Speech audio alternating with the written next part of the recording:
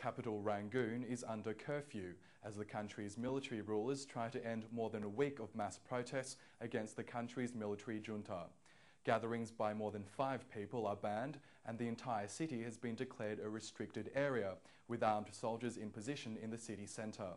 The country's revered Buddhist monks have led the protests by thousands of people calling for democratic reforms, prompting US President George W. Bush to warn Burmese authorities to show restraint.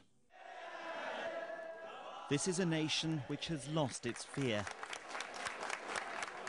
All the talk of military action, of bloodshed, didn't deter Burma's monks from coming out in force again, bringing tens of thousands of protesters with them. The soldiers who run this country for so long are losing their grip.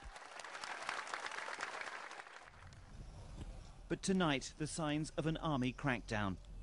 Trucks filled with soldiers spotted on the streets of Rangoon for the first time. The curfew has been announced and gatherings of more than 5 people banned. Burma's crisis is coming to a head. What began as demonstrations by just a handful of activists has escalated with astonishing speed. The moral authority of the monks in this devoutly Buddhist country has persuaded many to join them. But it is desperate economic hardship that's really driving these people, and disgust with their corrupt and brutal rulers. About 350 demonstrating monks. That wasn't the view of Burma's state television, of course. After days of silence, the mouthpiece of the military spoke out, blaming the protests on what it called distractive elements. The monks, it insisted, were just a tiny minority.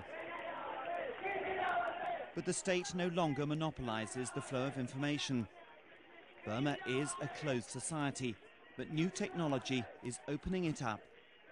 These pictures were filmed on a mobile phone and sent out over the internet. The BBC has been getting eyewitness accounts from Burma through email.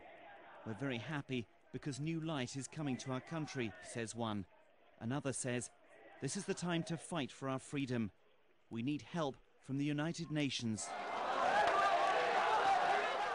The military is beginning to shut down these digital windows onto the popular uprising confronting it, and it's preparing to use force.